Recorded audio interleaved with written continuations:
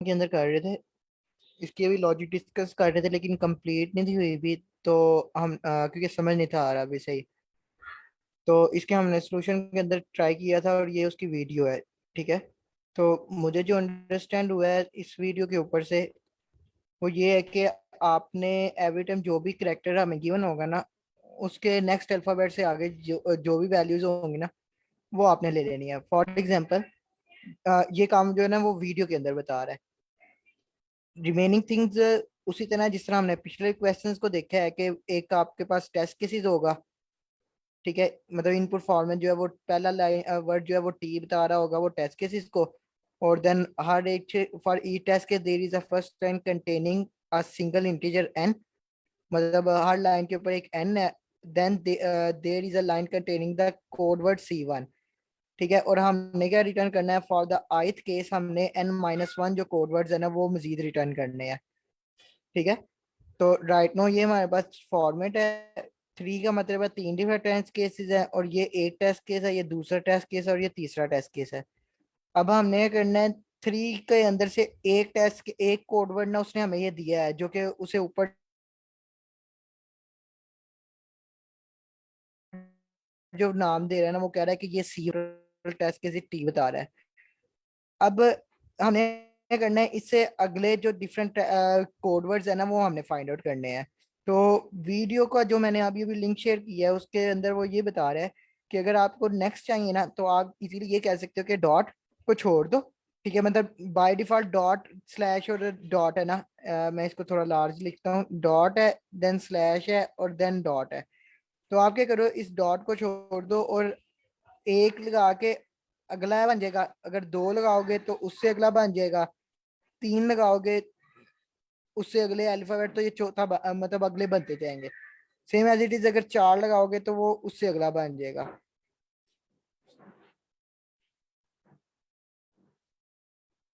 Okay मैं इसको दोबारा स्टार्ट से एक दफा रिपीट करता हूँ।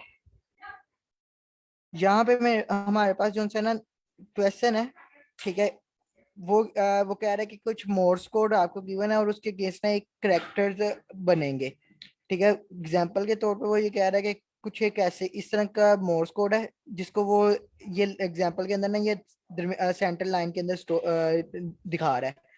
और देन कह रहा है कि इसके ऊपर ना आपके कुछ इस तरह करके कैरेक्टर जो से इंटरप्रेट हो सकते हैं। अगर हैकर कप की बात करो तो हैकर कप को उसने ऊपर वाली लाइन में लिखा है।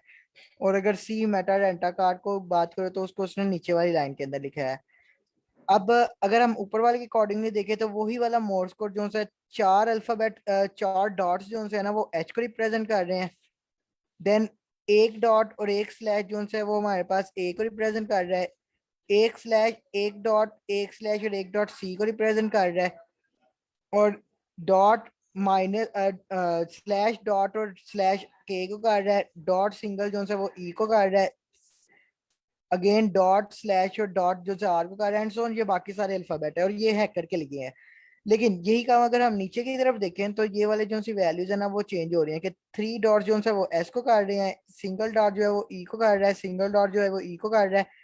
देन दो स्लैशेस जो एम को कर रहा है। सिंगल डॉट ई को कर रहा है एंड सो ऑन। रिमेनिंग भी इसी तरह करके चल रहा है।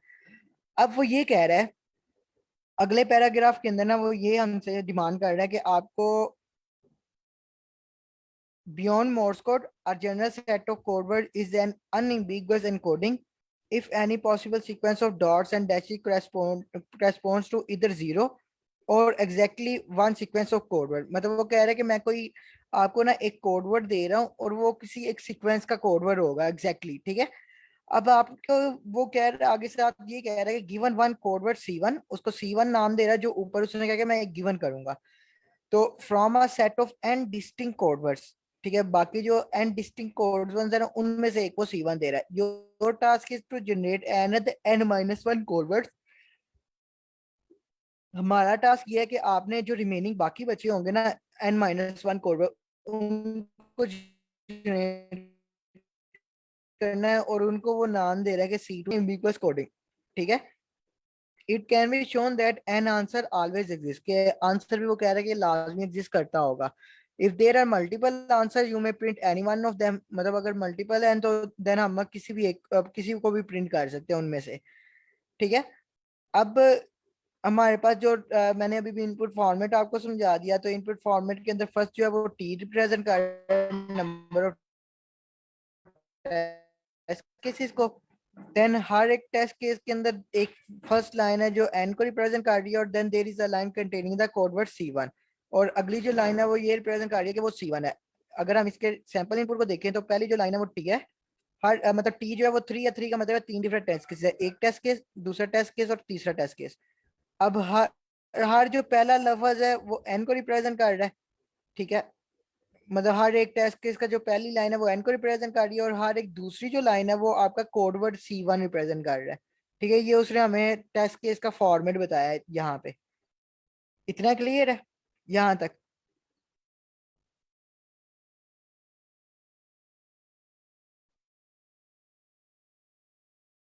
ऐसा ना आपको क्लियर है इतना? बाकी सबको?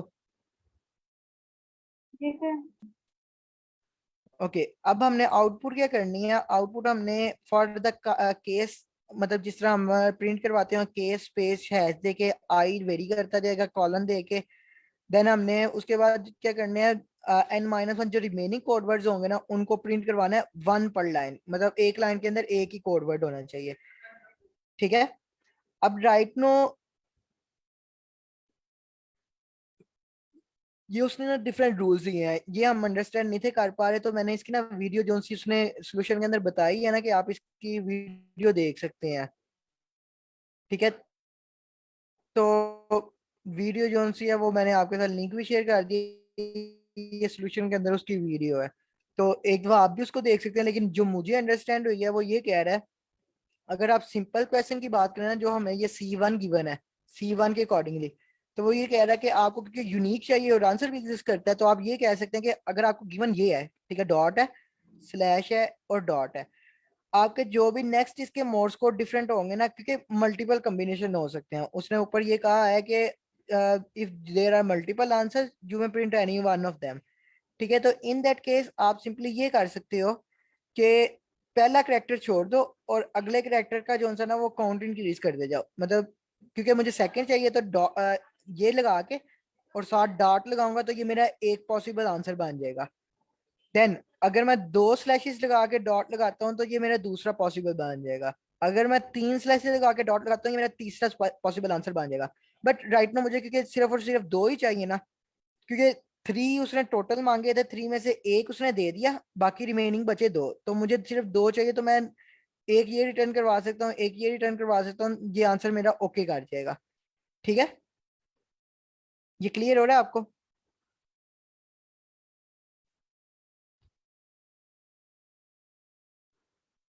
आपको क्लियर हो रहा है ये? सर इसने कैसे बनाई है, इसने थ्री डॉट्स बनाए और फिर सर्चेस बनाई है। उसने कैसे बनाई है? ओके, तो पहले जब हम अंडरस्टैंड कर रहे थे ना, तो ये जो ना चार डिफरेंट केसेस हैं, वन, टू, थ्री और ये फोर। अगर पहले केस की बात करें ना, पहले केस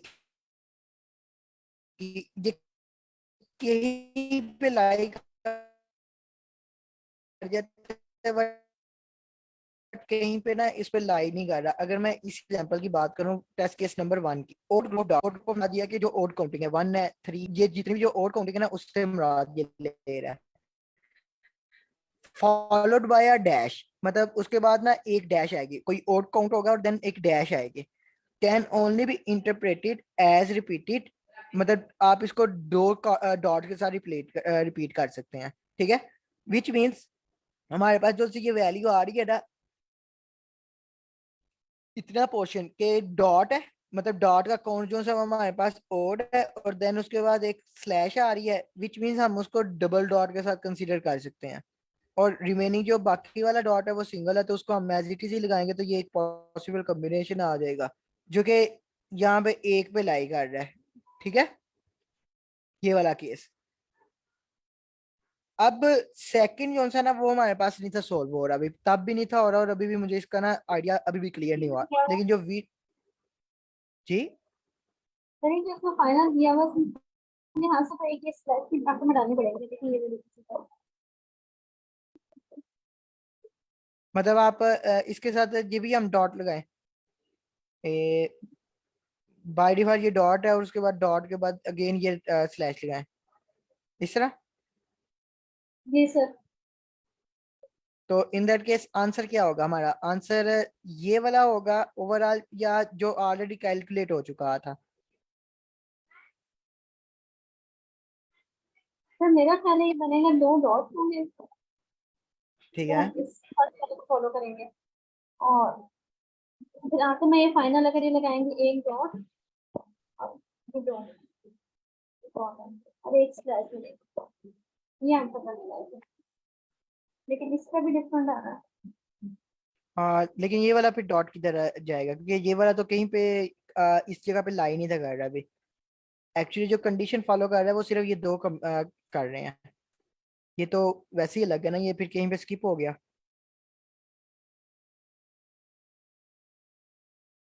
कंफ्यूजिंग हो गया समझ में नहीं आ रहा। चलिए सही है सर, आप जो बता रहे थे आप कंटिन्यू करेंगे। एक्चुअली मुझे भी क्लियर बिल्कुल नहीं है अभी फुल। मैं भी जो सा वीडियो के अंदर वो बता रहा था ना उसके अकॉर्डिंगली एक्सप्लेन करने की कोशिश कर रहा हूँ। ठीक है। अगर आप ये वीडियो देखें ना, यहाँ पे करके वो बताता है। मैं इसको क्लियर करता हूँ और यहाँ पे जो सा ना वो बताता है। आपको वैसे आवाज तो नहीं आएगी, जस्ट उसके ना आउटपुट्स देखिएगा।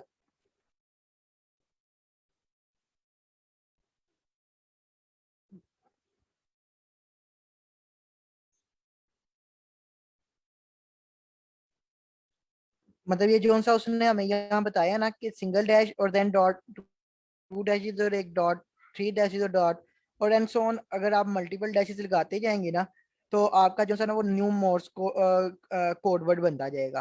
ठीक है, जो हमें रिक्वायर्ड है।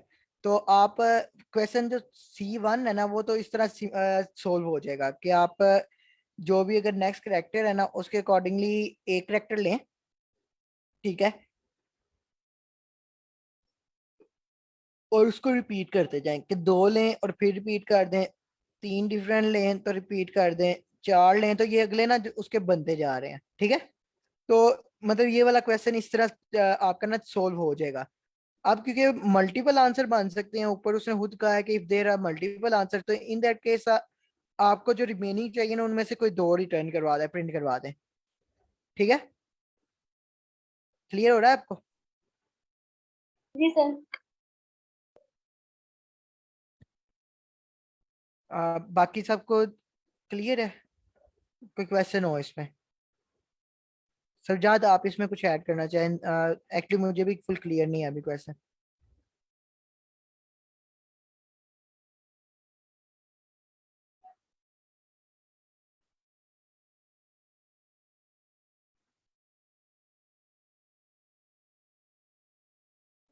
ओके।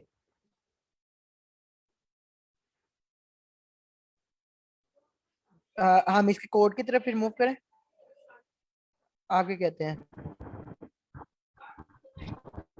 सर ये इवन ग्रुप और ऑड ग्रुप को थोड़ा एक्सप्लेन करते हैं, ये नहीं समझ आ रहा। ओके। ओड ग्रुप से मुराद ये है कि ओड काउंट ऑफ डॉट्स। ठीक है, मतलब ओड काउंट से क्या मुराद है? वन काउंट हो, थ्री काउंट हो, फाइव काउंट हो, सेवन हो, नाइन हो एंड सो ऑन, जो ओड काउंट है मतलब ओड नंबर है। और इवन ग्रुप से मुराद ये है इवन नंबर हो, जिसमें जीरो भी आ जाता है, टू भी, फोर भी, सिक्स भी, एट भी, टेन भी एंड सो ऑन। ठीक है। और देन वो कह रहा है कि फॉलोड बाय अ डैश, मतलब एक डैश भी होनी चाहिए उनके इतने काउंट होने के बाद ना, इतने डॉट होने के बाद देन एक डैश होगी। ठीक है। और देन उसको हमने इंटरप्रेट कैसे करना है? उसको इंटरप्रेट करना है डबल डॉट के साथ। ठीक है। और देन वो कह रहा है कि मैम मीना कह रही है कि फॉलोड करना है बाय फाइनल डॉट और हमने माइनस भी लगाना है। मतलब ये करेंगे तो उसके बाद डॉट और माइनस भी लगाना है हमने। ठीक है। सर तो फिर तो केस वन भी नहीं होता है सॉल्व। इन दैट केस मेरे ख्याल से फिर ये भी एक पॉसिबल केस बन सकता है कि डॉट माइनस और डॉट करें ना, इतने पोर्शन को अगर हम इसके अकॉर्डिंगली जस्टिफाई करने की कोशिश करें तो इन दैट केस हमारा जो सी जस्टिफिकेशन ये हो सकती है कि ये दो तो डॉट बन गए और साथ उसको डॉट के साथ माइनस लगाना है, ठीक है, और ये वाला जो डॉट है ना वो एट द एंड आएगा, ठीक है। तो अब मल्टीपल आंसर बन सकते हैं, माइट भी पॉसिबल है ये एक उनमें से आंसर बनता हो, ठीक है, अकॉर्डिंग टू द रूल ये एक आंसर उसमें से बन सकता है। अब अगेन इस वाले के ऊपर अगर हम ट्राई करें ना, अगेन हमारे पास ये डॉट जो सा ओड आ रहा है और ओड के बाद स्लैश एक आ रही है, विच मीन्स अगेन हमारे पास यही इसी तरह इंटरप्रेशन होगी कि दो डॉट लगेंगे और देन हमारे पास डॉट लगा के स्लैश लगेगा और अगेन डॉट लगेगा। बट यहाँ पे जो सा ना एक कंफ्यूजन ये है कि ये रिपीट ही होता रहेगा, मतलब इसी तरह चलता ही रहेगा और कहीं पे स्टॉप नहीं होगा, तो आंसर सेम ही आते रहेंगे, ठीक है। तो जिस वजह से मैं पहले इसको इस पेपर पे ट्राई कर रहा था, ये इस तरह पॉसिबल नहीं है अभी, ठीक है। तो इस वजह से मैं इसको राइट भी नहीं था कर रहा, अभी मैं डायरेक्टली इसको कोशिश कर रहा था कंसीडर करने की, इस तरह कि दो डॉट लगाए और ये थर्ड डॉट लगे, ठीक है, और देन फॉलोड बाय मैं इसको कुछ कंसीडर ही नहीं था कर रहा पहले तो, ठीक है। अब यस सर। अगर हम इवन नंबर की बात करें तो इवन वाला इस पे तो नहीं सेटिस्फाई कर रहा, बट दूसरे वाले पे देखें या थर्ड वाले पे देखें ना, थर्ड वाले पे डैश नहीं सेटिस्फाई कर रही, सेकंड वाले पे देखें, सेकंड वाले के अंदर सिर्फ और सिर्फ हमारे पास डैश है और डॉट नहीं है, डॉट नहीं होने का मतलब ये है उसका जीरो काउंट है, ऐसा ही है, ठीक है। यस तो इन दैट केस हम उसको किस तरह इंटरप्रेट कर सकते हैं, उसको हम इस तरह इंटरप्रेट कर सकते हैं कि दो डॉट लगाए, ठीक है, और देन बाया फाइनल डैश लगाए, ठीक है। इन दैट केस अगर बाया फाइनल हम डैश लगा रहे हैं तो देन इट मीन्स हमें ऊपर वाले पे भी ये लगाना पड़ेगा, ठीक है। तो यहाँ पे सेम एज इट इज ये वाला केस फॉलो एक हो रहा है और ऊपर वाले में ये केस फॉलो हो रहा था, बाकी रिमेनिंग नहीं थे हो रहे भी, ठीक है। सर, अगर फाइनल डॉट के बाद वो डैश लगा रहे हैं तो हम्म, केस वन भी तो नहीं हो रहा हमारा। वही कह रहा हूँ कि केस वन फिर नहीं हैंडल हो रहा अभी, मतलब अगर हम हम्म, इसकी बात करें तो ये हो जाता है फॉलो, ठीक है, देन ये नहीं होता अभी, बट अगर हम इसकी बात कर दें तो इन दैट केस ये नहीं होता अभी, यस सर। ठीक है। जी। तो मुझे भी ये अभी मोर्स कोड का बिल्कुल फुल क्लियर नहीं हुआ अभी कि किस तरह करके ये आंसर बना रहा है, बट जस्ट वीडियो की बेस के ऊपर मैं ये कह रहा हूँ कि इसको हमने सोल्व किस तरह करना है, ठीक है। ठीक है सर। बाकी मैं आप सबको भी टाइम देता हूँ, सब एक दफा अगेन ये उसकी एक्सप्लेनेशन वगैरह को भी रीड करें, ये उसकी एक्सप्लेनेशन है कि पहले की क्या एक्सप्लेनेशन है, दूसरे की क्या है, तीसरे की क्या है, और देन उसके वो डिफरेंट दे रहा है, तो आप इसको अभी रीड आउट करें 5 to 7 मिनट के अंदर, तो देन हम इस पे अगेन डिस्कशन करते हैं। अभी मैं कोड की तरफ नहीं जा रहा इसके।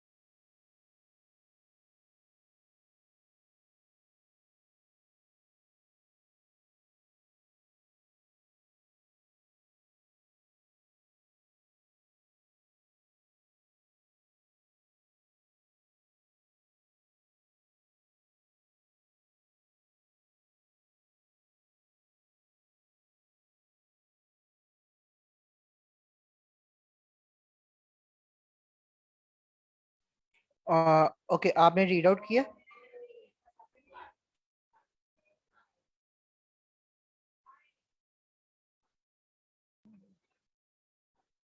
मैमिना, आपने रीड आउट किया?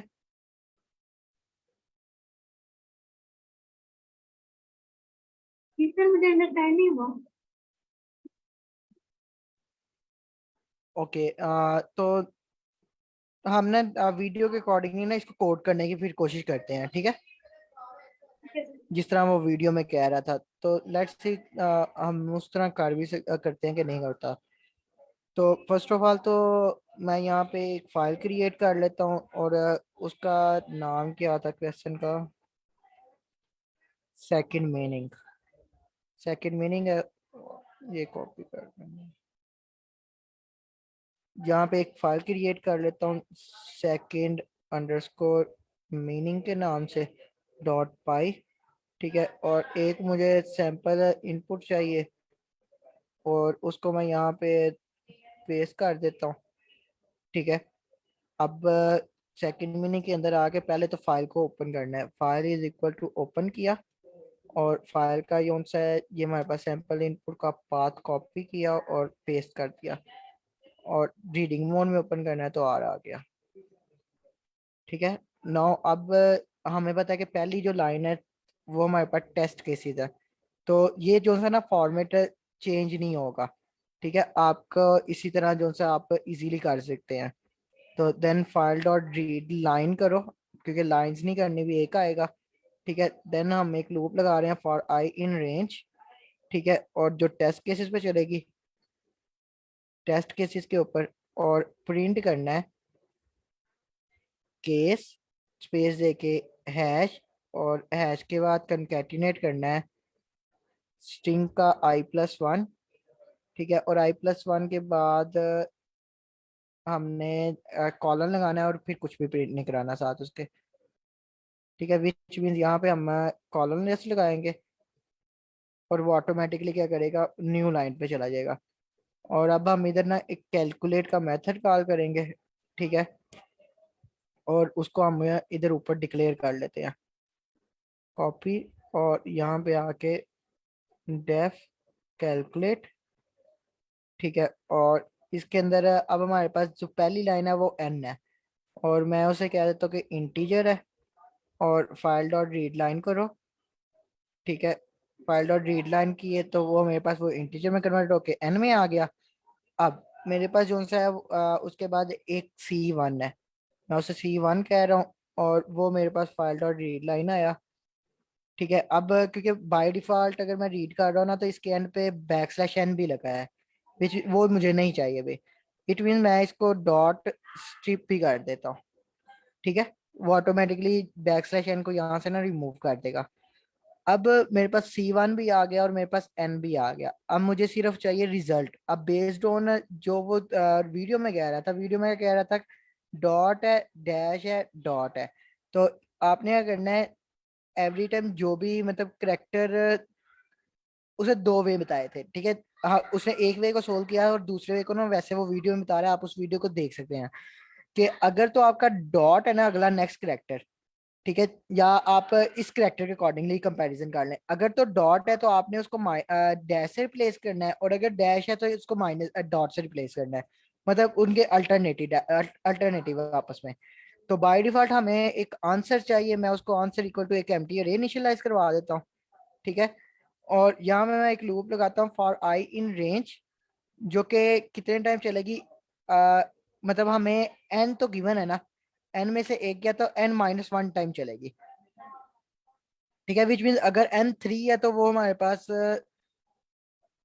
2 है, तो 0 और 1 दो दफा जस्ट चलेगी। ठीक है, अब आंसर में डॉट अपेंड करना है। अब आंसर में अपेंड क्या वैल्यू करनी है वो अब हमने इधर कैलकुलेट करनी है। अब इधर हम टेम्प में ना उसको कैलकुलेट कर लेते हैं। टेम्प इनिशली एम्प्टी है, और हम क्या करते हैं, इफ अगर तो हमारे पास जो भी C1 का मतलब 0th नंबर इंडेक्स, अगर तो वो इक्वल इक्वल टू आ जाता है हमारे पास डॉट, इन दैट केस हमने टेम्प में कंकैटिनेट करवाना है डैश को, और बाकी जो है वो जो टेम्प की वैल्यू बचेगी ना उसके अंदर अगेन कंकैटिनेट करवा देना C1 को, ठीक है। जो सा C1 है ना बाकी का, उसको हमने ये करना है उसके अंदर फिर अगर तो ये आ रहा है तो कंकैटिनेट करवाना है,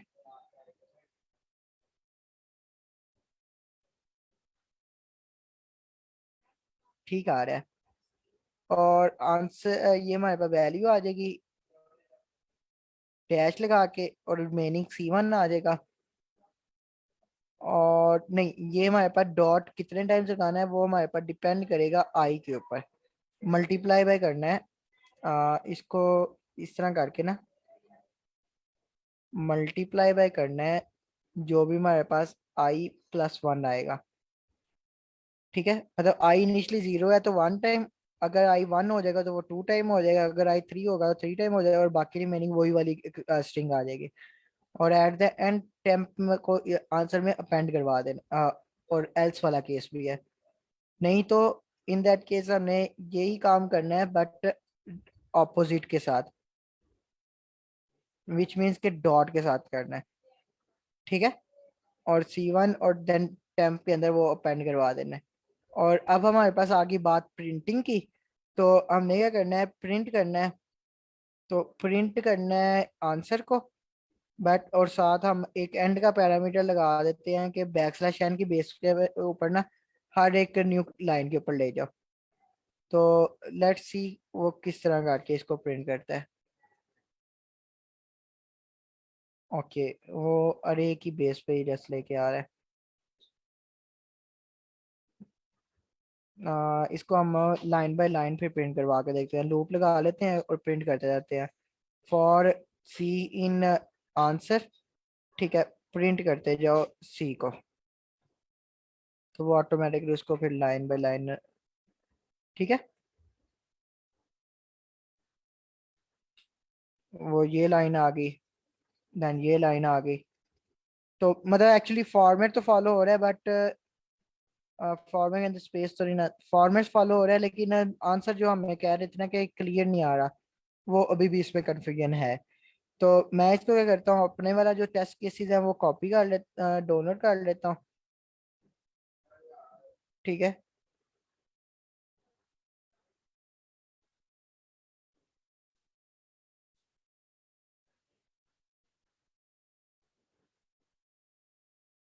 मैं इसको कट कर लेता हूँ और इसके अंदर आके मैं पेस्ट कर देता हूँ अपना। और मेरे पास ये फाइल आ गई है सैंपल इनपुट वाली। हाँ, ये तो दूसरी है, ये सेकंड फ्रेंड था ना उसका नाम, सेकंड मीनिंग है उसका नाम, ये वाली है सेकंड मीनिंग।